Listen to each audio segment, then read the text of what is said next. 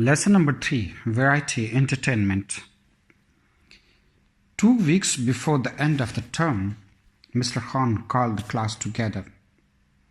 "Now quieten down, children, and listen carefully," he said. "I have an important announcement to make." The children of class 4 crowded around their teacher. "He is going to scold us," whispered Daniel. "I doubt it," said Feroz. "I think it's good news rather than bad," suggested Maham. "How do you know?" asked Ali, the sharpest boy in the class. "He is smiling," said Mom. "If it was bad news, he wouldn't be smiling, would he?" Said Mr. Khan loudly and glowered at the talkers. Mom smiled like an angel. Ali pretended to be thinking, and Daniel became suddenly interested in something caught in his sleeve. When the children were quiet, Mr. Khan announced, "In a couple of weeks, there is to be a variety entertainment in the large hall." "Great!" shouted Ali excitedly.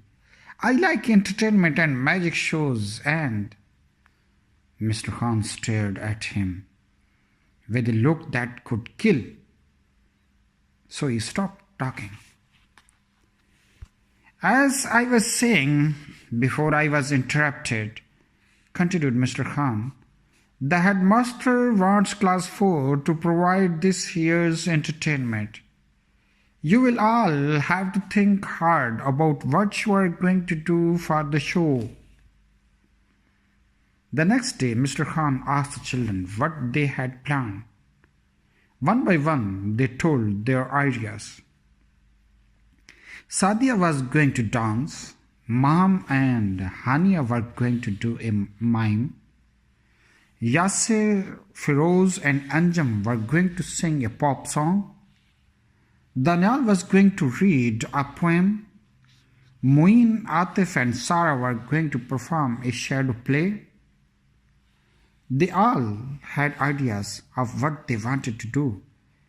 Only Ali remained silent. "And what are you going to do, Ali?" asked Mr. Khan. "I shall do some magic," replied Ali. "I hope you know some good tricks," his teacher warned. "Don't get up there and make a fool of yourself, boy." "I will think something," said Ali softly. 2 weeks later, the children were busy behind the stage. The large hall was full.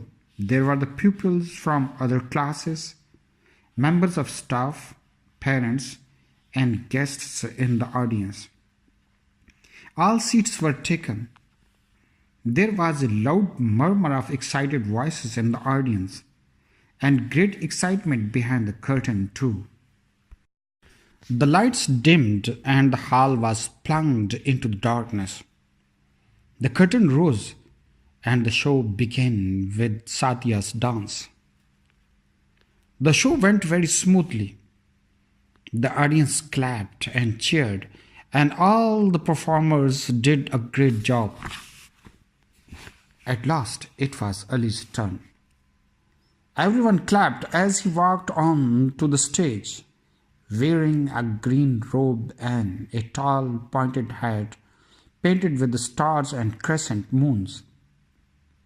He looked like a magician. But what was he going to do? "Good evening, ladies and gentlemen," said Ali. "Tonight I am going to perform a vanishing trick. I'm not going to make a coin disappear. I'm not going to make an egg disappear. No, I am going to make my dog Smokey disappear." Everyone cheered loudly. Ali took a large sheet from the table at the back of the stage. He waved it about to show it was only a sheet. "Has the dog gone up in smoke already?" shouted someone from the audience. Has the dog gone up in the smoke already? Shouted someone from the audience. Ali smiled. Then he went to the side of the stage and called out, Smokey, Smokey, come here, boy. But no dog appeared.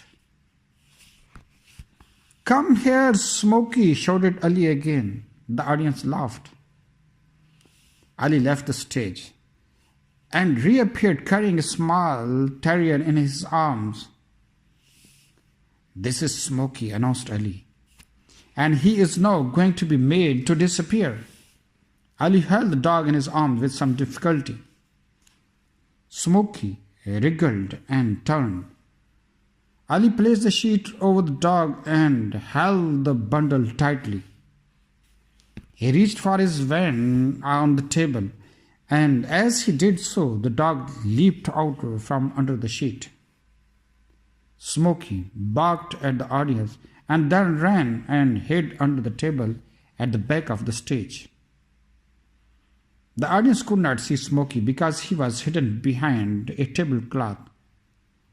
How they laughed! Ali did not mind. He pulled Smokey out from under the table and once again placed the sheet over him. He reached for the wand, and again Smokey jumped from his arms and ran under the table. This time the audience roared with laughter. Some magic trick, shouted one of the boys from the classes. Why don't you disappear? Cried another, and the audience giggled. Ali looked worried and a little embarrassed. But was this part of his act? As you can see, he said bravely, it's a very difficult trick. Ali crawled under the table with his sheet and came out with a wriggling bundle. He held on it more tightly this time and managed to take the wand in his left hand and wave it around the sheet. Abracadabra, hocus pocus, ritamatha, pota, mata, toodaloo, he shouted and then flung the sheet up in the air. The audience gasped in surprise. The sheet floated gently down the stage, but there was no dog to be seen anywhere. Amazing! Well done! Cried the audience and applauded loudly as the curtain came down. When the bell rang the next day and the children went into their classroom, Mr. Khan congratulated them on a marvelous show. Ali, said Mr. Khan, your trick was just great, but tell us how you did it. It was magic, said Ali, with a shy smile. No, tell us, Ali, tell us, cried the others. Well, what happened was this, explained Ali. Before the curtain went up, I put some of the Smokey's favorite biscuits under the table. I showed Smokey where they were. When I carried him onto the stage, I did not hold on to him too tightly. I allowed him to jump out of my arms twice and run under the table. When I went to get Smokey for the third time, I only pretended to put him under the cloth. He was still under the table, munching biscuits. This time Ali received a loud cheer from his classmates.